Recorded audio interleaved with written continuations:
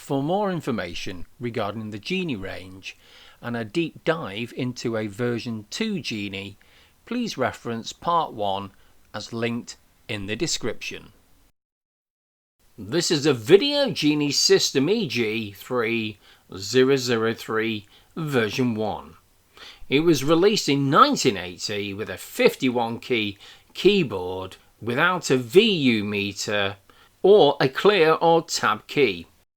As we can see, this one does have a clear or tab key, and much more.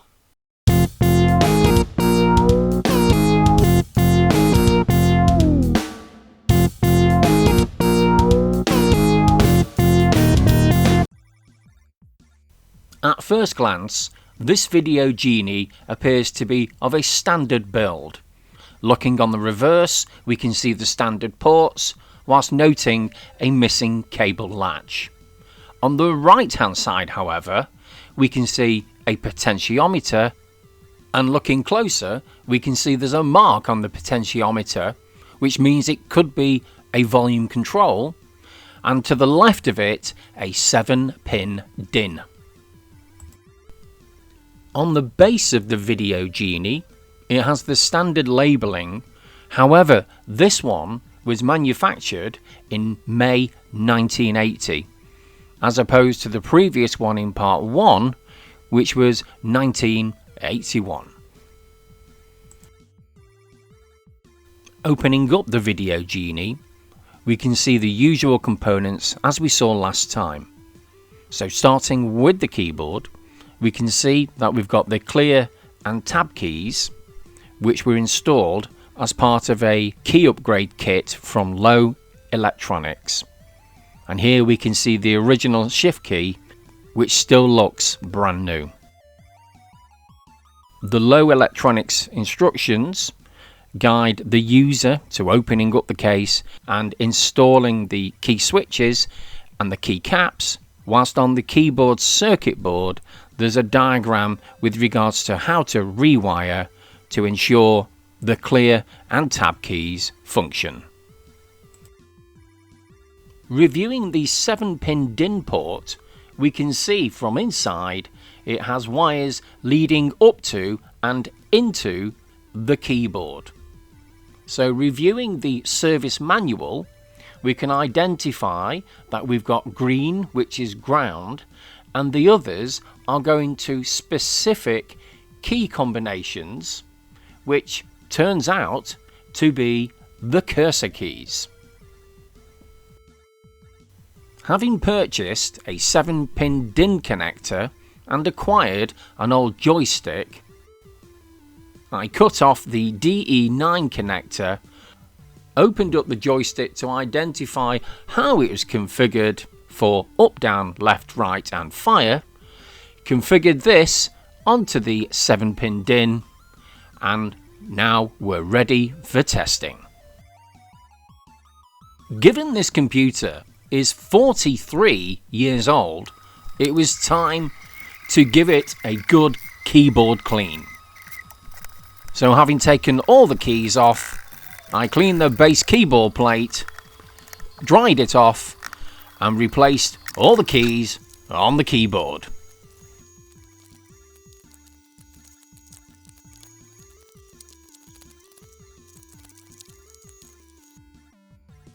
I also future-proofed the metal ribbon from the CPU board to the keyboard with hot glue and soldered the DIN port wiring directly to the keyboard's circuit board.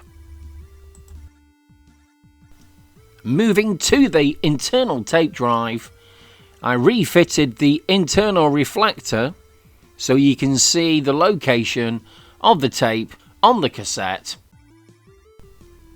gave the unit a thorough clean and cleaned the read head, the record head and the capstan. After that, I rehydrated the rubber belt to ensure it was still functional. And finally, it's time to future-proof this power supply by replacing the rather large capacitors as we did on this diagram in part 1 and install a replacement kettle socket adapter. Inspecting the motherboards, we can see the Z80A is dated 1980, as are the system ROMs and the character generator. The RF modulator is actually dated 1979, which is in keeping for the 1980s date for the Video Genie version 1. Further investigation identifies we have a connection on the RF modulator to what we presume to be the speaker amplifier. And again, we've identified 2 further connections on the interface board back to the amplifier next to the internal speaker. Underneath the interface board, we can see the RF cable and a square for the missing cable latch. So I designed and 3D printed the missing cable latch and a replacement push button as per the original design. It's time for the smoke test. So loading a system game comes back with an error. It's not working. So it's time to check the RAM. Reviewing the memory map, we can see the 16K starts at 4000, which is 16384 in decimal. So poking 255 to this memory address comes back with a memory error. So it's time to check the RAM chips. There are 8 RAM chips on the CPU board. So taking these out and testing these individually, which highlights that 7 are working, indicated by the 4 blue squares, whereas one of them only has 2 blue squares, which indicates that only half of the RAM segments on the chip are operational. Having sourced and installed a replacement RAM chip, it's now time to sample the software that came with this Video Genie. So let's plug the joystick in and let's go. To load software into the Video Genie, there are a few ways this can be performed. The standard way is installing a cassette tape within the internal cassette unit.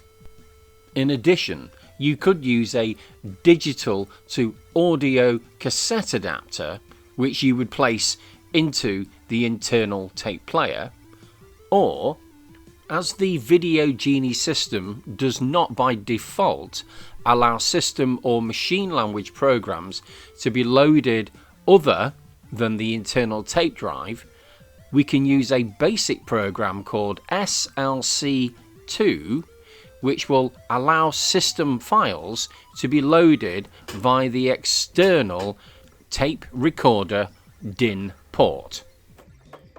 So for those that may want this program and don't have it, I've listed the program here. So line 100 to 160, line 170 to 240, and line 250 to 310.